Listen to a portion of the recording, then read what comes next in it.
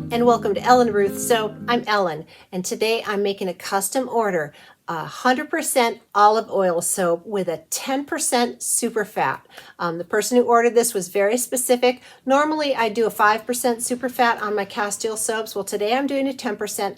I'll leave the full recipe down below, which is olive oil, but I will leave the percentages and the volumes that I'm doing today for my mold. These are a standard soap mold. Normally I do my loaf is a tall skinny. This is a standard soap bar mold from Essential Depot. These are wonderful. It's a workhorse. This thing will last. The silicone liner is thick and heavy. It unmolds very easily. Stainless steel basket that it's in. So anyway, I have a whole bunch of these. When I used to make standard size soaps for my main batch, now I do tall skinnies just because, you know, why not? But anyway, I will be doing my custom loaf in this mold from Essential Depot. I'm not affiliated with them, but I just think this is a fabulous product. So if you're looking for a standard size mold that's going to last you, I recommend these. So it's olive oil, 10% super fat. I will leave the 10% super fat plus the 5% that I normally do down below so you can kind of see how you want to do the ratio. I will be using a tea tree essential oil in this custom loaf today. And that is about it. It's very simple. The one thing with 100% olive oil soap is it doesn't have a great lather. Now, it's wonderful. It has a very gentle cleansing, very conditioning. It won't dry your skin out at all. It's a terrific soap, but if you like big fluffy lather, it's probably not the bar for you. So that's just a heads up. And also, for me personally, I think a longer cure time on 100% olive oil soap is wonderful. The longer you let it sit, the better it gets. It just gets better with age. In fact, they have found 100% olive oil soaps that are hundreds of years old and they're very dehydrated looking, but they are beautiful soaps. So there's no expiration date on this. The longer you let it sit, the better. I will give it a full 4-week cure time before I ship it to the customer, and they know to let it sit also. We've communicated back and forth. But anyway, all that being said, it's a wonderful bar, but it has a very creamy lotion-like lather. You want to let it dry out in between uses because it can get a sort of, well, all right, I'll just say it. My children called it snot. It gets a very sort of slime-like layer on it if you don't let your bar dry out. You want it on a draining soap dish or use it, put it up away from the water. If you let it dry between uses, rock hard, it'll last a good long time, but don't keep it in a high moisture environment. It'd be great in like one of those exfoliating bags that can drip and dry out in between uses, that sort of thing.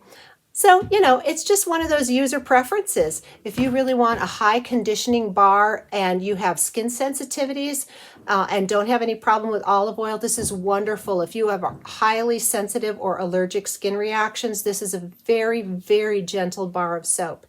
So all that being said, I'm going to get it out. I will talk you through the whole process. Very simple, very luxurious, and let's make some 100% olive oil soap. All right, we're ready to go with our 100% olive oil, which is also known as Castile Soap. So what I have here is 50 ounces of olive oil. And if you use olive pomace, you need to just run it through your soap calc. Regular olive oil has a different sap value than olive pomace, but both would be considered a Castile product, a Castile soap. So just make sure if you're using a pomace that you run it through your soap calc. So 50 ounces of olive oil, and over here I have 10 ounces of distilled water and 6.1 ounces of sodium hydroxide. Now this is for a 10% super fat. If you wanted to do a 5% super fat, which is what I would normally do, you would want 6.4 ounces of lye in here. But for 10%, I have 6.1 ounces of lye. That's it. This is so basic and simple. She didn't want any additives. The custom order that I'm doing has very allergic skin, and so super, super basic. And then what I have here is my tea tree essential oil. And this gets factored in. I ran it through an essential oil calculator.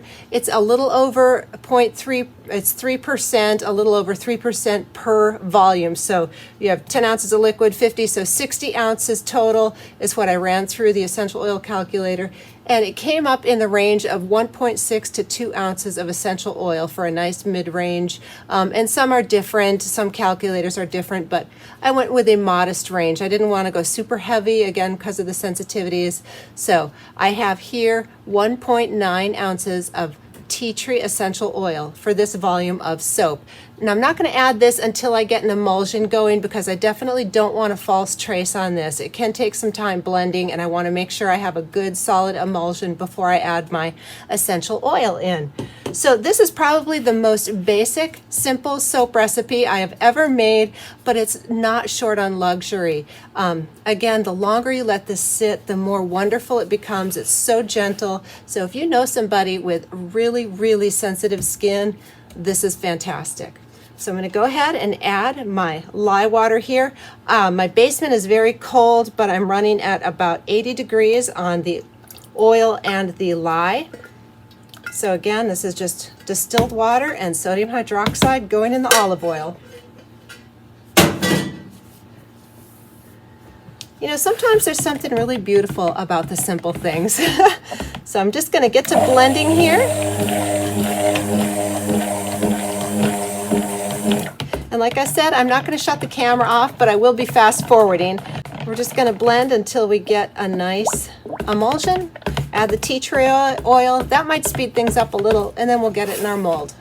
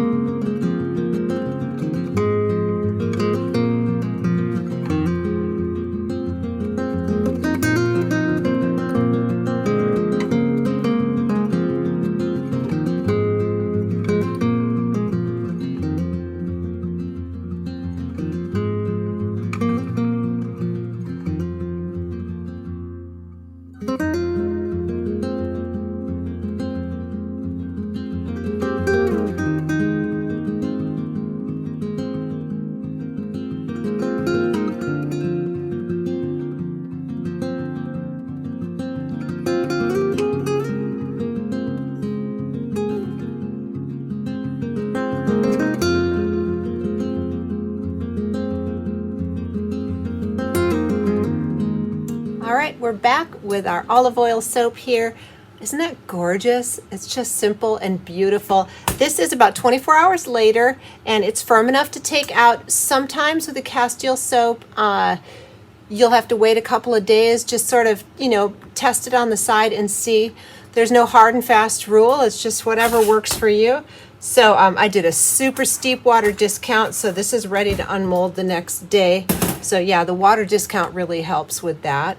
And this actually traced faster than I was expecting. Sometimes I think the tea tree oil helped firm this up too, because sometimes with 100% olive oil, you just blend and blend.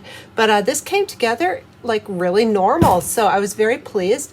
Again, so you saw how easy it was to get out of the basket, and here it is. You just kind of break the seal on the bottom with your thumbs, and it just slips right out of these molds. Love those molds. So, I mean, there's just not a lot going on. It's just absolutely beautiful and simple, and let's get this cut into bars. All right, we're back with the lovely Olga.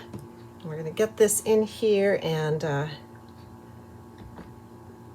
just get it cut into bars, and then I will stamp these and they will go on the curing rack for a good long while. Again, the longer the better with these.